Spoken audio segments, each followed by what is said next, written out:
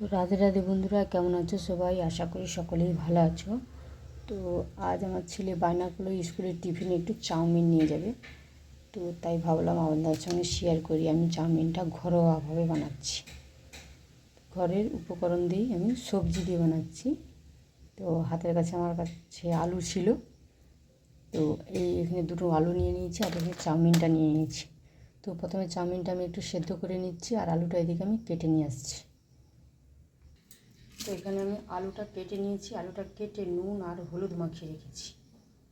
তো এদিকে আমার চাউমিনটাও সেদ্ধ হয়ে গেছে। দেখুন, আমি চাউমিনটা এখানে একটা ফুটো নিয়েছি, এই জামবাটি নিয়েছি, তার মধ্যে আমি ছেঁকে নিয়েছি।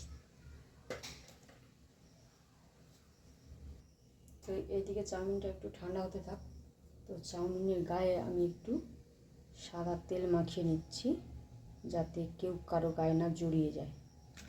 তো হালকা করে আমি একটু তেল নিয়ে সাদা তেল দিয়ে মাখিয়ে দিচ্ছি চাউমিনের গায়ে।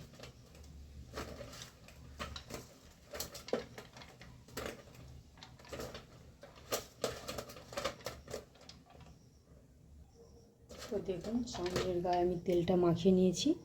এবার এটা কিছুক্ষণ আমি ঢাকনা দিয়ে রেখে দেবো। ফিরে আসছি কিছুক্ষণ পর। ফিরে এসেছি, দেখুন চাউমিনটা কি সুন্দর ঝরঝরা হয়ে গেছে। এবার আমি সরাসরি রান্নার কাছে চলে যাচ্ছি। গ্যাসটা এখানে জেলে দিয়েছি, কড়াটাও গরম হয়ে গেছে। আমি কড়ার মধ্যে এবার একটু সাদা তেল দিয়ে দিচ্ছি।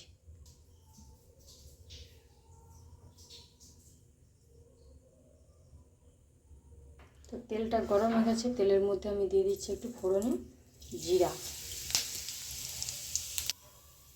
ফোড়নটা ভাজা হয়ে গেছে। এবার আমি যে নুন হলুদটা মাখিয়ে রেখেছিলাম আলুটা, সেটা দিয়ে দিচ্ছি।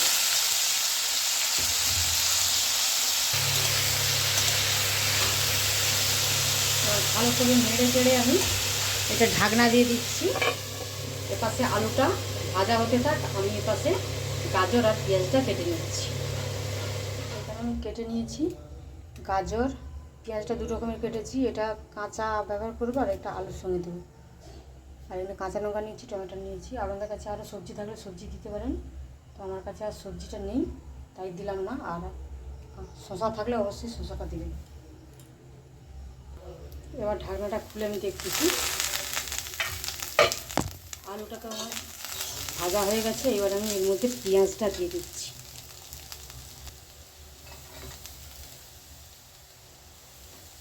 কাঁচা লঙ্কা এটা দিয়ে আর একটু ভালো করে নেড়ে নেব।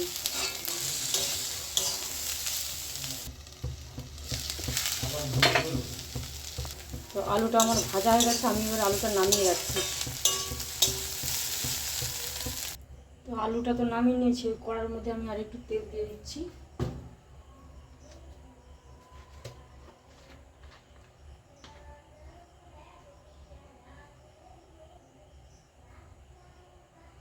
ওই তেলের মধ্যে আমি একটা ডিম দিয়ে দিচ্ছি ফাটিয়ে।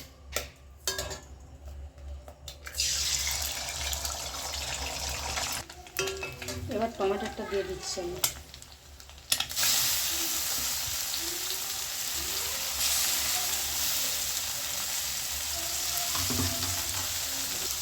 একটু নুন দিয়ে দিচ্ছি যাতে টমেটোটা তাড়াতাড়ি গলে যায় আর ডিমের মধ্যেও একটু নুনটা ঢুকে যায়।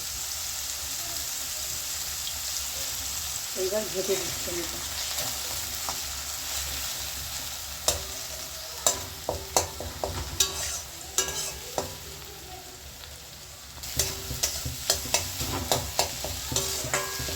আপনারা চাইলে ক্যাপসিকামও দিতে পারেন, আরও সবজিও দিতে পারেন।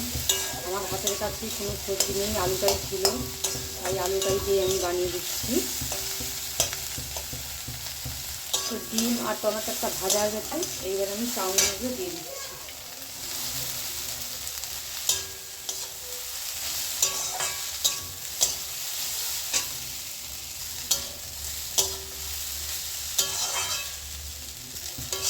চাউমিন সিদ্ধ করার সময় আমার নুন দেওয়া ছিল, তাই আমি এখন নুনটা দিলাম না। নুনটা দেখেই আমি দেবো, যদি নুনটা লাগে তারপরেই আমি নুনটা দেবো। তো আমি চেখে দেখেছিলাম নুনটা আমার কম হয়েছিল, এবার আমি একটু নুন দিয়ে দিচ্ছি পরিমাণ মতো। দিয়ে দিচ্ছি একটু সয়া সস, 1 চাপার মতো আমি দিচ্ছি। এবার ভালো করে আমি এটা নেড়ে দিচ্ছি।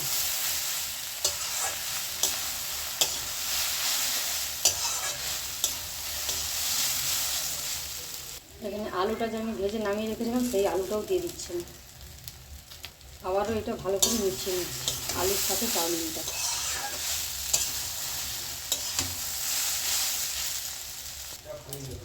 তো চাউমিনটা আমার রেডি হয়ে গেছে, আমি এবারে নামিয়ে নিচ্ছি।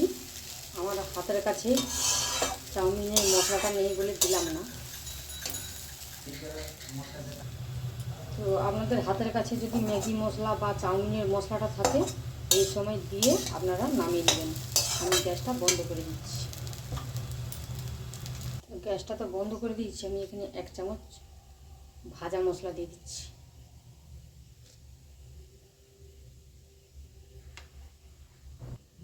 ভালো করে এটা মিশিয়ে নেবো, মিশিয়ে আমি নামিয়ে নেবো এটা।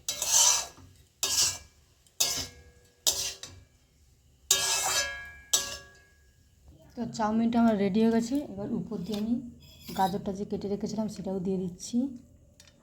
দিয়ে দিচ্ছি পেঁয়াজ কুচি, দিয়ে একটু আমি সস দিয়ে দিচ্ছি। তো রেডি হয়ে গেছে আমার চাউমিনটা। এবার আমি টিফিন বক্সের মধ্যে ভরে দেবো স্কুলের জন্য। তো আপনারাও এরকম সবজি দিয়ে আপনাদের বাচ্চাদেরকে টিফিনে এরকম চাউমিন বানিয়ে দেখবেন, আর কেমন লাগে আমাকে অবশ্যই কমেন্ট করে জানাবেন। আর আমার রান্নাটা যদি ভালো লাগে আমার চ্যানেলটি সাবস্ক্রাইব করে আমার পাশে থাকবেন।